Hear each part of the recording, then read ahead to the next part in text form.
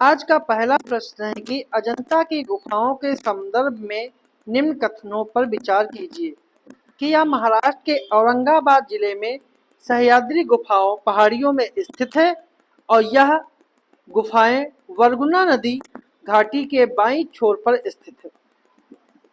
ठीक है, छोर पर स्थित आग्नेय चट्टानों को ये काट कर बनाई गई है। तो निम्नलिखित में से कौन सा कथन जो है सही है? केवल एक, केवल दो, दोनों या फिर दोनों नहीं। मतलब कौन सा कथन जो है वो इसमें से सही है? ठीक है, कि अजंता गुफाओं के बारे में, अजंता गुफाओं के बारे में कौन सा कथन जो है वो सही है?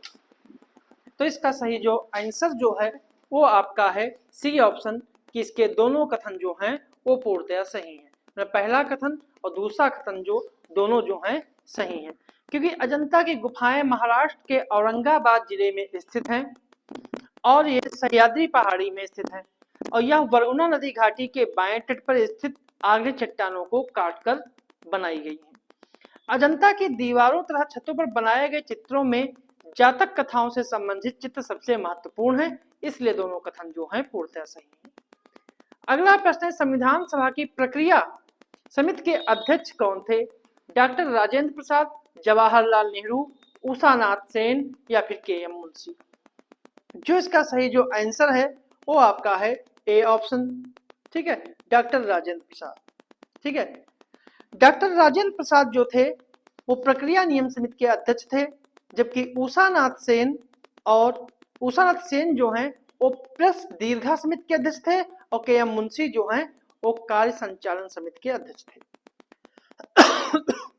अगला प्रश्न है, निम्नलिखित में से किसकी औसत गहराई, सागरों में से किसकी औसत गहराई दक्षिणी चीन सागर, अरेबियन सागर, बेरिंग सागर या फिर भूमध्य सागर? इसका जो सही जो आंसर है वो आपका है बी ऑप्शन, कैरेबियन सागर। कैरेबियन सागर की औसत गहराई जो है वो सबसे अधिक लगभग 2400 से लेकर 2200 से लेकर 2400 मीटर तक है, जबकि दक्षिणी चीन सागर की गहराई 1200 मीटर, भूमध्य सागर की औसत गहराई 1485 मीटर और बेरिंग सागर की गहराई 1550 मीटर। अगला प्रश्न है, नोरू देश के संबंध में कौन सा कथन सही नहीं है? कि यह विश्व का सबसे छोटा द्वीपीय राष्ट्र है, या मध्य प्रशांत महासागर में भूमध्य रेखा के दक्षिण में स्थित है, या एक मूंगा द्वीप है जहां बड़ी मात्रा में फास्फेट निक्षेप पाए जाते हैं और इसका कुल क्षेत्रफल लगभग 23 वर्ग किलोमीटर का है। तो इसका कौन सा कथन जो सही है नहीं है? तो इसका सही जो आंसर है वो आपका है डी ऑप्शन, कि इसका नोरू देश जो है वो प्रशांत महासागर में भूमध्य रेखा के दक्षिण में है और जो माइक्रोनेशिया द्वीप समूह के अंतर्गत आता है और यह विश्व का सबसे छोटा द्वीपीय देश है। इसका क्षेत्रफल जो है 21.1 वर्ग किलोमीटर है, 23 भी नहीं है, 21.1 वर्ग किलोमीटर है, 21.1 वर्ग किलोमीटर इसका क्षेत्रफल है। अगला प्रश्न है, निम्नलिखित कथनों पर विचार कीजिए कि अनसान नगर को चीन का पिट्सबर्ग कहते हैं और शेन्यान नगर को चीन की इस्पात की राजधानी कहते हैं। तो कौन सा कथन सही है? केवल एक, केवल दो, दोनों या फिर दोनों नहीं? जो इसका सही जो आंसर है वो आपका है डी ऑप्शन, ना तो एक ना ही दो, क्योंकि अनसान नगर को चीन की इस्पात की राजधानी और शेन्यान नगर को चीन का पिट्सबर्ग कहते हैं। अगला प्रश्न है, निम्नलिखित में से कौन सा युग्म सही सुमेलित नहीं है? देश और राजधानी है घाना की अक्रा, नाइजीरिया की अब्जा, मोजाम्बिक की लिंगलांग्वे या लेसोथो की मसेरू? तो इसका सही जो आंसर है वो आपका है सी ऑप्शन, कि मोजाम्बिक की राजधानी जो है वो लिंगलांग्वे नहीं है, इसकी राजधानी जो है वो मापुतो है। ठीक है, और लिंगलांग्वे जो है वो मलावी की राजधानी है, लिंगलांग्वे जो है वो मलावी की राजधानी है, बाकी जो है वो सही सुमेलित है। अगला प्रश्न है, कथन और कारक दिए गए हैं जिसमें कथन है कि बृहद हिमालय की अपेक्षा मध्य हिमालय का आर्थिक विकास अधिक हुआ है और बृहद हिमालय का अधिकांश भाग हिमाच्छादित है, जबकि मध्य हिमालय में शीतोष्ण प्रकार की जलवायु पाई जाती है। तो कौन सा कथन जो सही है? जो सही आंसर जो है वो आपका ए ऑप्शन है। अगला प्रश्न है, निम्नलिखित कथनों पर विचार कीजिए कि भारत के 4 राज्य सिक्किम, पश्चिम बंगाल, असम, अरुणाचल प्रदेश की सीमा भूटान की सीमा को स्पर्श करती है, और दूसरा है भूटान की सीमा से सबसे अधिक अरुणाचल प्रदेश की सीमा लगती है। तो कौन सा कथन जो है सही है? केवल एक, केवल दो, दोनों, या फिर दोनों नहीं? जो इसका सही जो आंसर है वो आपका है ए ऑप्शन, केवल एक। तो पहला कथन ही सही है, दूसरा कथन जो है वो गलत है, क्योंकि भारत और भूटान के बीच सीमा की लंबाई जो है वो 699 किलोमीटर है, और यह सीमा भारत के 4 राज्य सिक्किम, पश्चिम बंगाल, असम और अरुणाचल प्रदेश को स्पर्श करती है। इस सीमा की सर्वाधिक लंबाई जो है असम के साथ स्पर्श करती है। इस असम के साथ जो है वो 267 किलोमीटर की सीमा स्पर्श करती है, जबकि अरुणाचल प्रदेश के साथ सीमा जो है वो केवल 217 किलोमीटर की ही है। इसीलिए पहला कथन सही है, दूसरा कथन जो है गलत है। अगला प्रश्न है, भारत के पूर्वी तट पर स्थित बंदरगाहों का उत्तर से दक्षिण की ओर सही क्रम क्या है? चेन्नई, पांडिचेरी, अल्लूर या मामल्लपुरम?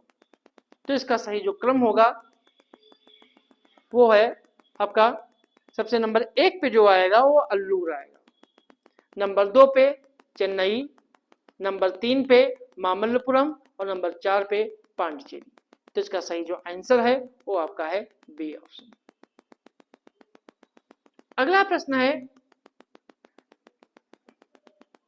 निम्नलिखित में से कौन सा एक सही सुमेलित है, सुमेलित नहीं है?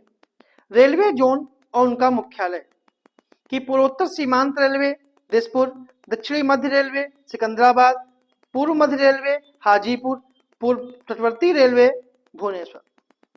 तो इसका सही जो आंसर है वो आपका है ए ऑप्शन, पूर्वोत्तर जो है वो दिसपुर में नहीं है, ठीक है, या मालीगांव में है। मालीगांव जो है ये पड़ता है आपके गुवाहाटी में, मालीगांव, ठीक है। और बाकी जो हैं वो सही सुमेलित हैं। अगला प्रश्न है,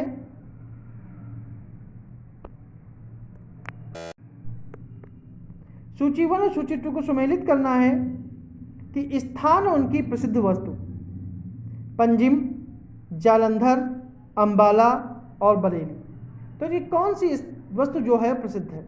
पंजिम जो है वो रबड़ उद्योग के लिए प्रसिद्ध है, जालंधर जो है खेल के सामान के लिए, अंबाला जो है वैज्ञानिक उपकरण के लिए, और बरेली जो है जदी के लिए। तो इसका सही जो आंसर है वो आपका है डी ऑप्शन। अगला प्रश्न है, निम्नलिखित युग्मों में कौन सा सही सुमेलित नहीं है? जंतु और उनका औसत जीवन काल, जैसे मोर 20 वर्ष, ऊंट 30 वर्ष, हाथी 57 वर्ष, कबूतर 10 वर्ष। जो इसका सही जो आंसर है वो आपका है ए ऑप्शन, मोर। क्योंकि मोर का औसत काल जो है 20 वर्ष ना होकर 15 वर्ष का होता है, जबकि ऊंट का 30 वर्ष, चिंपैंजी का 37 वर्ष, गाय का 16 वर्ष, हाथी का 57 वर्ष, कबूतर का 10 वर्ष, भेड़ का 18 वर्ष जीवन काल होता है। अगला प्रश्न है, निम्नलिखित में से कौन सा व्यक्ति अंतरिक्ष में जाने वाला सबसे उम्रदराज व्यक्ति बन गया है?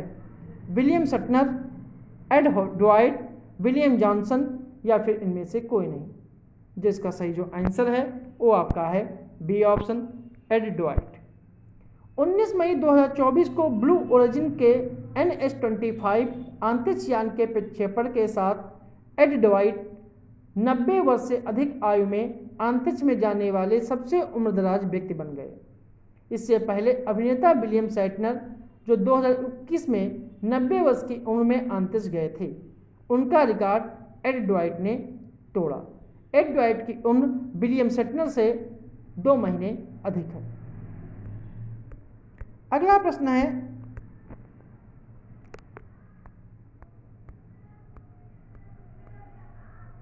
निम्नलिखित कथनों पर विचार करें कि जिस समय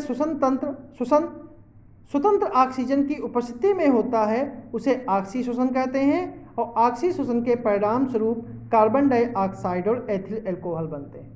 तो कौन सा कथन सही है? केवल एक, केवल दो, दोनों या फिर दोनों नहीं। जिसका सही जो आंसर है वो आपका है ए ऑप्शन, पहला सही है, दूसरा गलत है। क्योंकि श्वसन मुख्य रूप से दो प्रकार का होता है, ऑक्सी श्वसन और अनॉक्सी श्वसन। जिस समय श्वसन स्वतंत्र ऑक्सीजन की उपस्थिति में होता है तो उसे ऑक्सी श्वसन कहते हैं और ऐसी क्रिया करने वाले पौधों को ऑक्सी जीव कहते हैं। इस क्रिया में खाद्य पदार्थों का पूर्ण ऑक्सीकरण होता है, जिसके परिणाम स्वरूप कार्बन डाइऑक्साइड और जल बनते हैं और ऊर्जा मुक्त होती है। जबकि अनॉक्सी श्वसन जो है ऑक्सीजन की अनुपस्थिति में होता है, इसमें खाद्य पदार्थों का अपूर्ण ऑक्सीकरण होता है और कार्बन डाइऑक्साइड और एथिल अल्कोहल बनता है। इसलिए एक सही है, दूसरा गलत है। अगला प्रश्न है, संयोजी ऊतक के संबंध में कौन सा कथन सही नहीं है? कि इसकी उत्पत्ति भ्रूण के मेसोडर्म से होती है या अंगों में उपस्थित दूसरे ऊतकों को एक दूसरे से बांधने का कार्य करता है। संवहन ऊतक की प्लाज्मा कोशिकाएं एंटीजन स्रावित करके शरीर को जीवाणुओं और अन्य बाहरी पदार्थों से रक्षा करते हैं और कुछ संयोजी ऊतक संग्रह का कार्य करते हैं। तो कौन सा सही नहीं है? तो इसका सही जो आंसर है वो आपका है 15 का सी ऑप्शन। ठीक है, बाकी जो हैं सभी सही सुमेलित हैं। अगला प्रश्न है, भोजन में किसकी लगातार अधिकता से एथेरोस्क्लेरोसिस रोग होता है? मतलब भोजन में किसकी लगातार अधिकता से एथेरोस्क्लेरोसिस रोग होता है? पारा की, असंतृप्त वसा की, वनस्पति घी की या संतृप्त वसा की? तो जो इसका सही जो आंसर है वो आपका है डी ऑप्शन, संतृप्त वसा की। अधिकांश जंतु वसा जैसे घी, चर्बी, मक्खन आदि जो हैं ये संतृप्त वसा होती हैं और क्योंकि इनमें दोहरे बंध वाले वसी अम्ल नहीं होते हैं, इसलिए ये जाड़ों में ठोस या अर्ध ठोस हो जाते हैं और भोजन में इनकी लगातार अधिकता से एथेरोस्क्लेरोसिस नामक रोग हो जाता है। अगला प्रश्न है, कथन और कारण है कि सूर्य के विपरीता वृत्तीय कक्षा में गतिमान पिंड सूर्य की तरफ आकर्षित नहीं होगा और वृत्तीय पक्ष पर गतिमान वस्तु पर कार्य करने वाले अभिकेंद्री बल की भी प्रतिक्रिया होती है, जिससे दिशा केंद्र से बाहर की तरफ होती है। तो कौन सा कथन जो है सही है? इसके दोनों कथन सही हैं, इसमें ए आर दोनों की व्याख्या करता है। अगला प्रश्न है, निम्नलिखित में से कौन सा सही है कि अविश्वास प्रस्ताव केवल लोकसभा में लाया जा सकता है और भारत का प्रधानमंत्री राज्यसभा का सदस्य होते हुए भी अविश्वास प्रस्ताव पर अपना वोट दे सकता है? तो कौन सा कथन सही है? केवल एक, केवल दो, दोनों या फिर दोनों नहीं? तो जो इसका सही जो आंसर है वो आपका है ए ऑप्शन, केवल एक, पहला ही सही है, दूसरा गलत है। अविश्वास प्रस्ताव केवल मंत्रिपरिषद में लोकसभा के विश्वास के निर्धारण के लिए ही लोकसभा में लाया जाता है। यदि भारत का प्रधानमंत्री संसद के उच्च सदन यानी राज्यसभा का सदस्य है तो वो अविश्वास प्रस्ताव की स्थिति में अपना वोट नहीं डाल सकते। अगला प्रश्न है, वह रिट जो किसी ऐसे व्यक्ति के विरुद्ध जारी की जाती है जो किसी लोक पद को अवैध रूप से धारण किए हुए हैं, उसे क्या कहते हैं? बंदी प्रत्यक्षीकरण, परमादेश, अधिकार प्रच्छा या फिर प्रतिषेध? जो इसका सही जो आंसर है वो आपका है सी ऑप्शन, अधिकार प्रच्छा। अधिकार प्रच्छा, जिसमें वह अधिकार प्रच्छा में ही उस व्यक्ति से न्यायालय पूछता है कि वह किस प्राधिकार से उस पद को धारण किए हुए हैं। यदि वह इसका कोई स्व आधारित उत्तर नहीं देता है तो उसे उस पद से हटाकर पद को रिक्त घोषित किया जाता है। अगला प्रश्न है, निम्नलिखित में से किस अनुच्छेद के अनुसार जब कोई व्यक्ति स्वेच्छा से किसी विदेशी राज्य का नागरिक हो जाता है तो उसकी नागरिकता स्वतः समाप्त हो जाएगी? अनुच्छेद 8, अनुच्छेद 9, अनुच्छेद 10 या अनुच्छेद 11? जो इसका सही जो आंसर है वो आपका है बी ऑप्शन, अनुच्छेद 9। बी ऑप्शन का जो है वो सही है। अगला प्रश्न है, निम्नलिखित में से किस दशक में भारत की कुल नगरीय जनसंख्या की वृद्धि दर कुल ग्रामीण जनसंख्या की वृद्धि दर से अधिक रही है? 51 से 61, 2001 से 2011, 91 से 2001 और 1901 से 1911? तो इसका सही जो आंसर है वो आपका है बी ऑप्शन, 2001 से 2011। 2001 से 2011 के दशक में नगरीय जनसंख्या में वृद्धि 31.8% की वृद्धि दर्ज की गई है। वही ग्रामीण जनसंख्या की वृद्धि दर 12.22 रही है और वर्ष 2011 की जनगणना के अनुसार देश की कुल जनसंख्या में शहरी जनसंख्या 31.2% है और ग्रामीण जनसंख्या 68.8% है। अगला प्रश्न है, थॉट्स ऑन पाकिस्तान पुस्तक के लेखक कौन हैं? चौधरी रहमत अली, हकीम अजमल खान, B.R. अम्बेडकर या फिर मोहम्मद अली जिन्ना। जो इसका सही जो आंसर है वो आपका है C option, B.R. Ambedkar. B.R. Ambedkar ने यह पुस्तक लिखी है और यह अंग्रेजी भाषा में लिखी गई है और इसका प्रकाशन जो है वो 1941 में हुआ था। प्रकाशन जो है 1941 में हुआ। अगला प्रश्न है कि 2011 की जनगणना के अनुसार राज्यों में से सबसे कम जनघनत्व किसका है? ऑप्शन है उत्तर प्रदेश, केरल, बिहार या तमिलनाडु। तो जो इसका सही जो आंसर है वो आपका है डी ऑप्शन, तमिलनाडु। क्योंकि उत्तर प्रदेश का जनघनत्व जो है वो 829 है, केरल का 860 है, बिहार का 1106 है और तमिलनाडु का 555 है। अगला प्रश्न है, वायकोम सत्याग्रह के संदर्भ में कौन सा सही है? कि यह त्रावणकोर में शुरू हुआ था और यह केरल में नमक कर के खिलाफ था। तो कौन सा सही है? केवल एक, केवल दो, दोनों या फिर दोनों नहीं। इसका सही जो आंसर है वो आपका है ए ऑप्शन, केवल एक, कि यह त्रावणकोर से शुरू हुआ था। और यह त्रावणकोर के वायकोम गांव से शुरू हुआ था और वायकोम सत्याग्रह केवल केरल में छुआछूत के खिलाफ हुआ था। अगला प्रश्न है, पूंजी निर्माण के संबंध में निम्नलिखित कथनों में से कौन सा सही है? कि बचत अपने आप में स्वतः पूंजी निर्माण है और पूंजी निर्माण की प्रक्रिया बचतों और वित्तीय संस्थाओं की प्रभाविता पर निर्भर करती हैं। तो कौन सा सही है? केवल एक, केवल दो, दोनों या फिर दोनों नहीं। जो इसका सही जो आंसर है वो आपका है बी ऑप्शन, केवल दो। पहला जो है गलत है। ऐसा इसलिए है कि पूंजी से आशय मनुष्य द्वारा निर्मित उन सभी वस्तुओं से हैं जो उत्पादन में प्रयुक्त होती हैं और उत्पादन क्रिया में समाप्त नहीं होती हैं, जैसे मशीन हो गया, प्लाट हो गया और भवन हो गया। वह प्रक्रिया जिसके द्वारा अर्थव्यवस्था में पूंजी स्टॉक में वृद्धि लाई जाती है उसे हम पूंजी निर्माण कहते हैं। आय का जितना भाग बचाया जाता है वह बचत है और बचत पूंजी निर्माण की आवश्यक दशा है, किंतु बचत अपने आप में स्वतः पूंजी निर्माण नहीं है। पूंजी निर्माण तब होती है जब बचत विनियोग में परिवर्तित हो। तो बचत और विनियोग के बीच वित्तीय संस्थाएं जो हैं वो एक कड़ी होती हैं। अगला प्रश्न है, निम्नलिखित में से कौन सा एक आर्थिक विकास का प्रमुख कारक नहीं है? पूंजी का संचय, तकनीक सुधार, श्रम विभाजन या फिर नौकरशाह। जो इसका सही जो आंसर है वो आपका है डी ऑप्शन, नौकरशाह। अगला प्रश्न है,